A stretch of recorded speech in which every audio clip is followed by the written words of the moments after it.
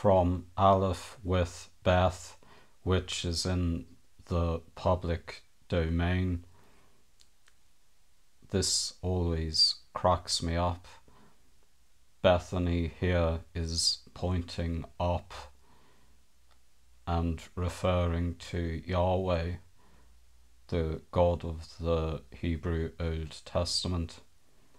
The Hebrew written here is Hu Yehovah Elohei Yisrael, and this is biblical Hebrew for He is Yahweh, the God of Israel.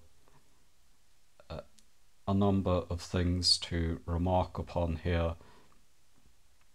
Elohei is in the construct state, which means that the noun following is in the genitive case. So Elohei Yisrael means the God of Israel. So Israel is in the genitive case. Another thing to note, up only exists on a flat earth. I think that Bethany lives in Mexico, but let us imagine that she lived on the other side of the world, perhaps Australia or New Zealand. Not exactly sure what part of the globe is the polar opposite to Mexico, but imagine Bethany was transported there and she's pointing up to the sky and saying this, referring to Yahweh, the God of the Hebrew Old Testament. She would be pointing in the opposite direction. And so in which direction does Yahweh live? Does he live up from where Bethany is in Mexico, or is he living up from where Bethany might be in, let's say, Australia or the island of Borneo in Java or New Zealand? Which direction does God live in? However, on a flat earth, there is a true up.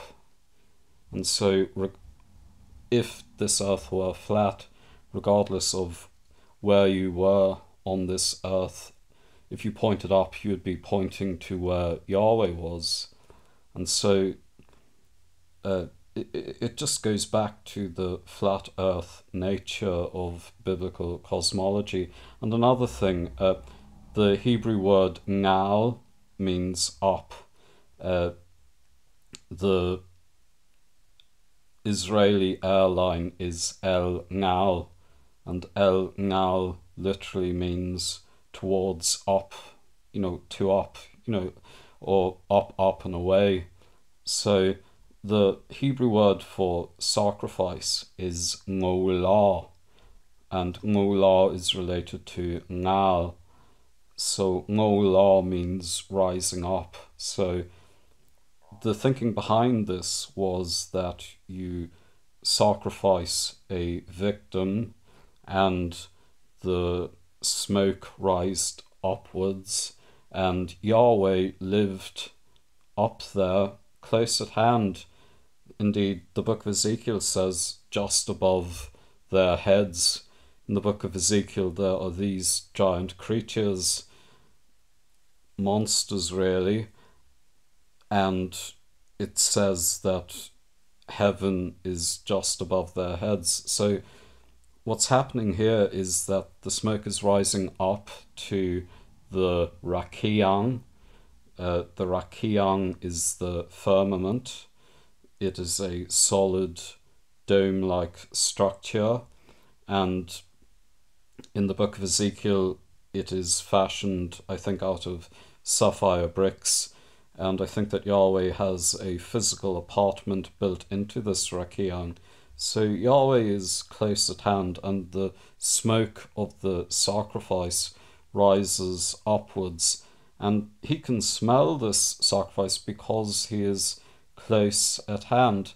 The smoke rises up physically to where Yahweh is dwelling in his little sapphire brick apartment built into the Rakiang or firmament, and he can smell this, and it's a soothing aroma. Some might translate it as a pacifying aroma. And this also ties into the corporeal nature of God, as Stavrakopoulos writes about in God and Anatomy. We have here a corporeal God who can physically smell the fumes of burning animal carcasses, and this is quite a wrathful deity, and this aroma of burning flesh, it soothes him, it pacifies him.